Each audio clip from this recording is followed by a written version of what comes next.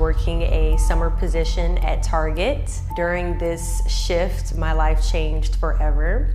A woman stared at me from across the way. I thought she had a few screws loose, so I tried my best to ignore her very intense stares. She eventually makes her way over to me and asks me the most offensive question you can ask a person of color.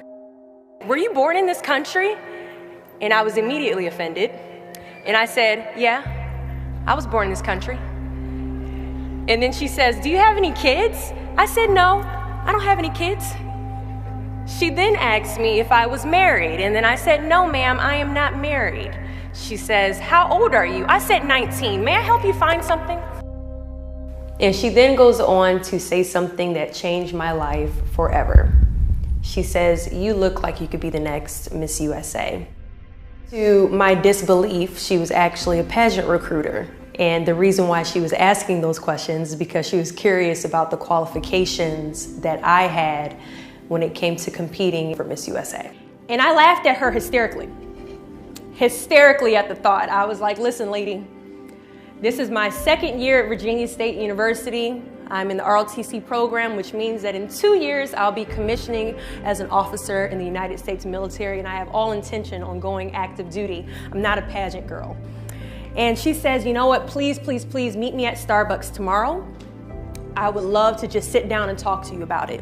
And I must have been a pretty open-minded 19-year-old because I actually met this crazy lady at Starbucks the next day. She shows up with this foot-tall stack of pageant books and somehow convinces me to enter into my very first pageant, which I did 3 months later.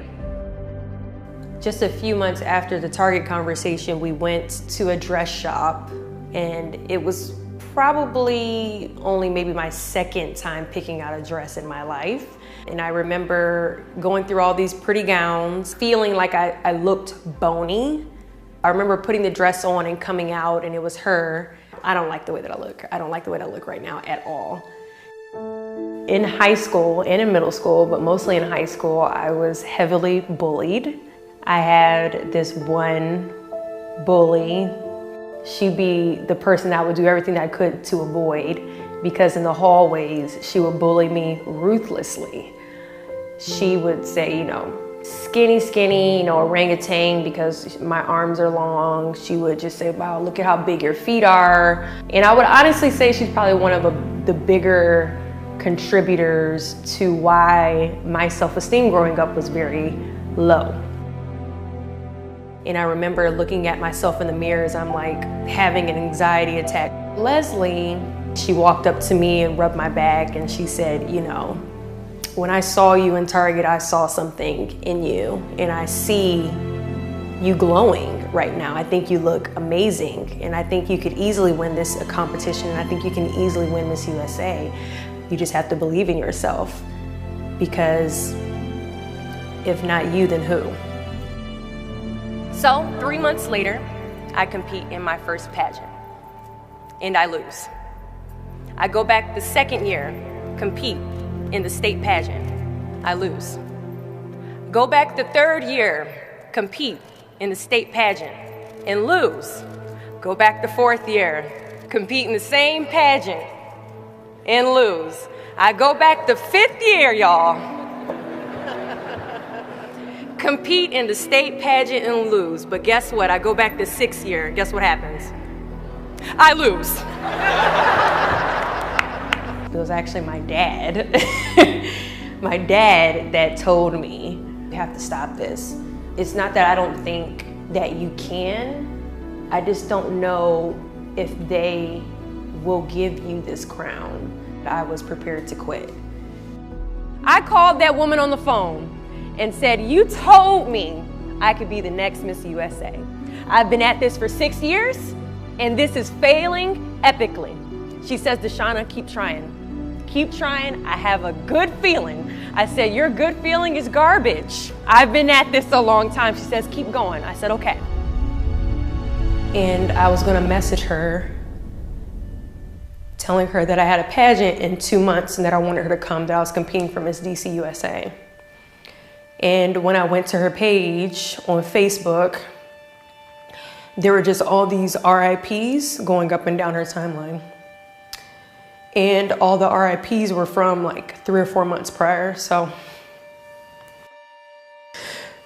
I never got to say goodbye. And I didn't get to go to her funeral or anything like that. I didn't know any of her friends. When she passed away, no one told me because no one knew that we were friends. And I just felt really bad.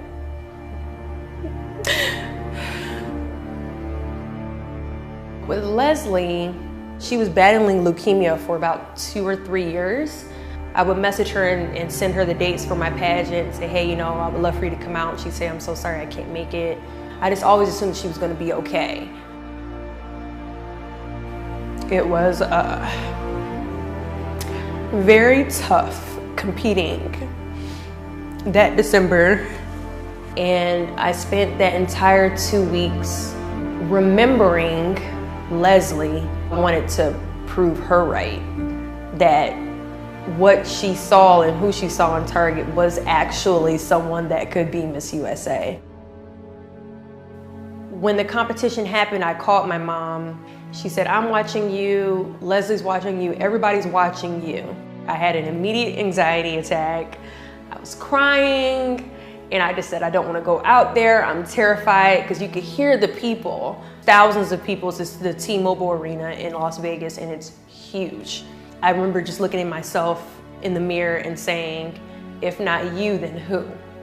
I looked around and I just saw all these amazing women that are more than capable of being Miss USA. I just kept telling myself, if not you, then who? If not you, then who? And then it got down to myself and Miss Hawaii USA.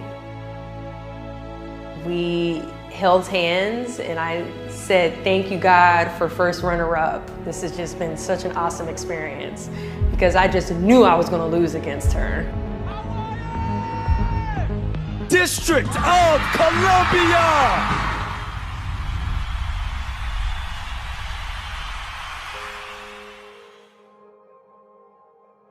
And I was shocked. And I remember looking out into the stands and seeing so many people jumping for joy, including my friends, you know, my family members that came. I wish it could have been Leslie sitting in the stands.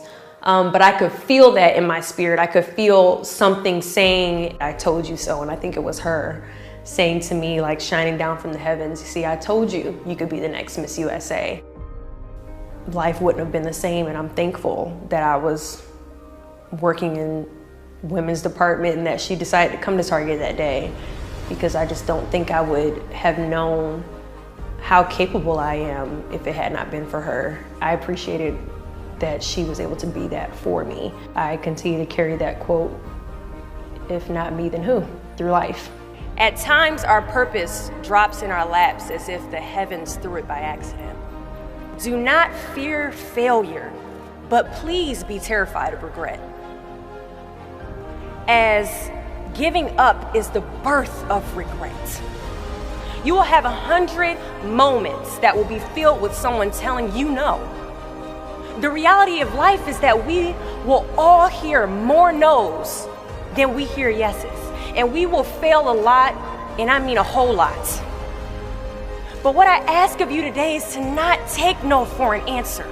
Don't be afraid of no's. Be afraid of the possibility of a yes that you have prematurely destroyed because you decided to quit before the clock strikes 12.